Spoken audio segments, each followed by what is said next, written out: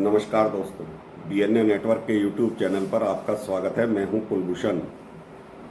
बात करना चाहेंगे आज फिर से अरविंद केजरीवाल की, जो कि दर दर भटक रहा है राजनीतिक दलों के दरवाजे पर अपने घोटालों और अपने काले कारनामों को छुपाने के लिए। सुप्रीम कोर्ट का वर्डिक्ट जब से आया था दिल्ली सरकार के फेवर में, केजरीवाल ने तुरंत आईएएस ऑफिसरों के तबादले करना, उन्हें डराना, उन्हें धमकाना, ये सब कार्य शुरू कर दिया था। शीश महल की जांच कर रहे राजशेखर का तबादला कर दिया गया, कार्य मुक्त कर दिया गया और अन्य जो आईएएस अधिकारी हैं, आईआरएस अधिकारी हैं, आईपीएस अधिकारी हैं, उनको भी डराया और धमकाया जा रहा था। अब राष्ट्रपति महोदया या केंद्र सरकार ने जो अध्यादेश जारी किया है, उसके खिलाफ अरविंद केजरीवाल खुले मैदान में उतर आए हैं। नीतीश कुमार का दरवाजा खटखटाया है, शरद पवार के दरवाजे पर दस्तक दे रहे हैं, कांग्रेस के दरवाजे पर दस्तक दे रहे हैं। अब ये सब कार्रवाई केजरीवाल करना चाहते हैं। सुप्रीम कोर्ट में तो वो जाएंगे ही जाएंगे इस अध्यादेश के खिलाफ, क्योंकि सुप्रीम कोर्ट का जो वर्डिक्ट आया था उसमें केजरीवाल को बड़ी राहत मिली थी और अपने घोटाले छुपाने के लिए उन्होंने तुरंत से विजिलेंस अधिकारी, आईएएस अधिकारी राजशेखर को कार्य मुक्त कर दिया था, उनसे कार्यभार छीन लिया था। जो सौरभ भारद्वाज हैं उनके मंत्री, उन्होंने राजशेखर को तत्काल प्रभाव से कार्य मुक्त कर दिया था, ये कहते हुए कि उनके खिलाफ बहुत सी शिकायतें आ रही हैं।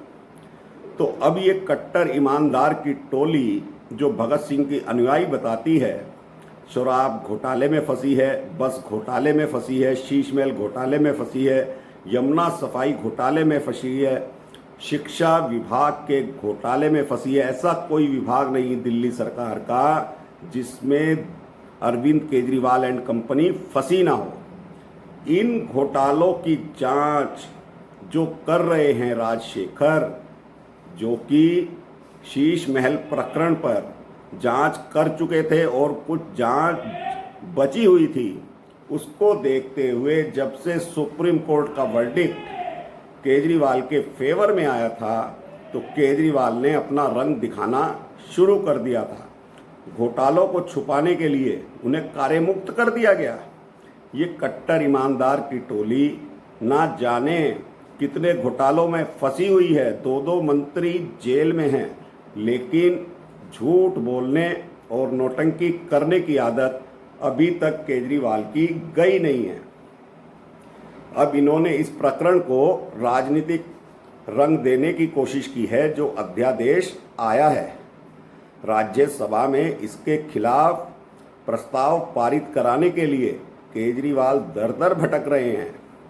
नीतीश कुमार, मल्लिकार्जुन खड़गे, शरद पवार, ममता बनर्जी, उद्धव ठाकरे और अन्य मुख्यमंत्रियों के संपर्क में हैं कि उनकी पार्टियां राज्यसभा में इस अध्यादेश के खिलाफ वोटिंग करें, ये प्रस्ताव पास ना हो पाए।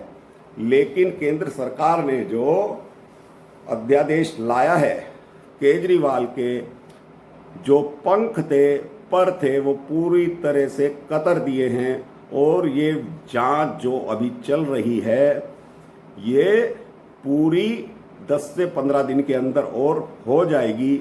और ये भी यकीन मानिए दोस्तों कि शीश महल की जांच सीबीआई तक जाएगी, ईडी तक जाएगी और यही जांच केजरी को तिहाड़ का रास्ता दिखाएगी, क्योंकि जो 45 करोड़ रुपए का गबन है, ये गबन कई 100 करोड़ का होने वाला है शीश महल का। पहली बात तो रेनोवेशन के नाम पर इन्होंने पैसा निकाला और वो जो बिल्डिंग थी पुरानी, उसको तो ध्वस्त ही कर दिया गया और नया बंगले का निर्माण कराया गया। ये सारी बातें जांच में खुलकर सामने आ चुकी हैं। राजशेखर ने बहुत सी फाइलों को जब्त कर प्रमुख सचिव को दे दिया है। अब एलजी को देखना पड़ेगा कि एलजी जांच सीबीआई को देते हैं, ईडी को देते हैं या कुछ अन्य कार्रवाई करते हैं।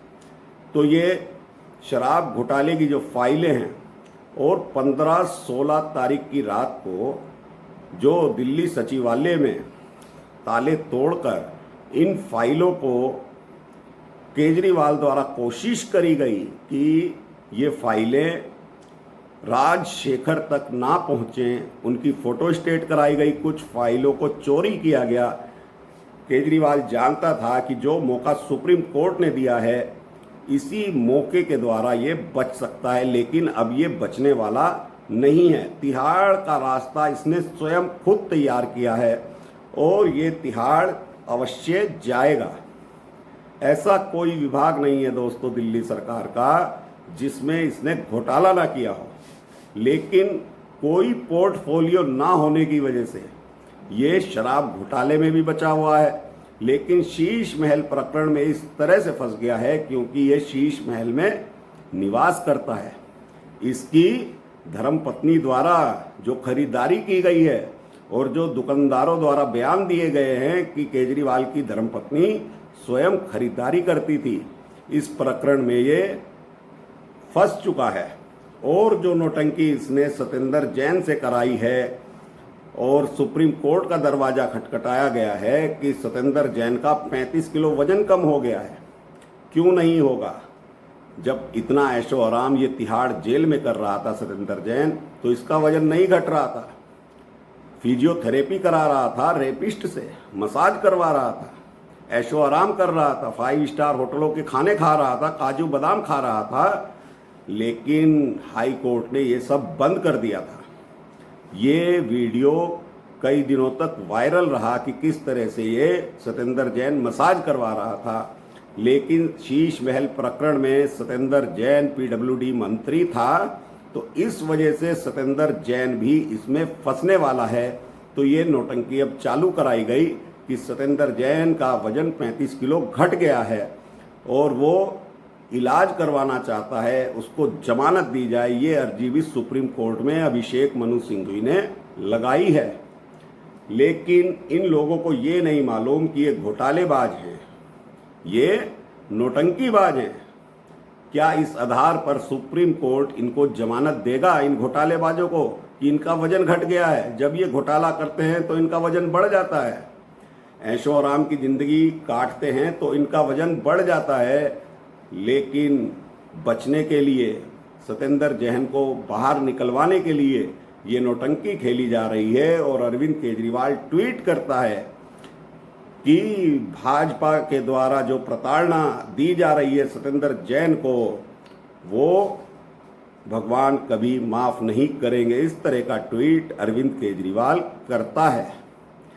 तो अरविंद केजरीवाल, जो तुमने घोटाले किए हैं उसको भी भगवान माफ नहीं करेगा और जनता भी माफ नहीं करेगी, क्योंकि तुम भगत सिंह का अनुयायी कहते हो, भगत सिंह का भी तुम अपमान करते हो, कट्टर ईमानदार बोलते हो, कहते हो कि अगर मैं घोटालेबाज हूं तो दुनिया का कोई भी आदमी ईमानदार नहीं है, इस तरह की भाषा बोलते हो।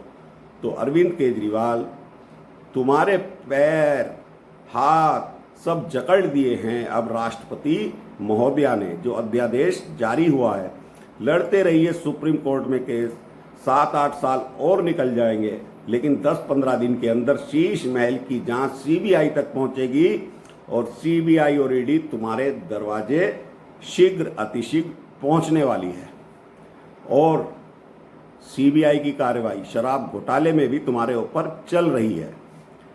सत्येंद्र जैन हो या मनीष सिसोदिया हो, अब सिसोदिया भी मान चुके हैं कि उन्होंने 2 फोन नष्ट किए हैं, यानी मास्टरमाइंड सिसोदिया के साथ साथ तुम भी इस कॉन्स्पिरेसी में शामिल थे केजरीवाल।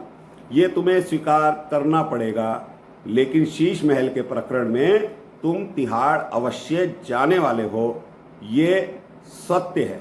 तो दोस्तों, अभी के लिए इतना ही। अगर मेरा कंटेंट आपको पसंद आए इसे लाइक कीजिए, वीडियो को शेयर कीजिए, चैनल को सब्सक्राइब कीजिए और बेल आइकॉन दबाइए। नमस्कार, भारत माता की जय, वंदे मातरम।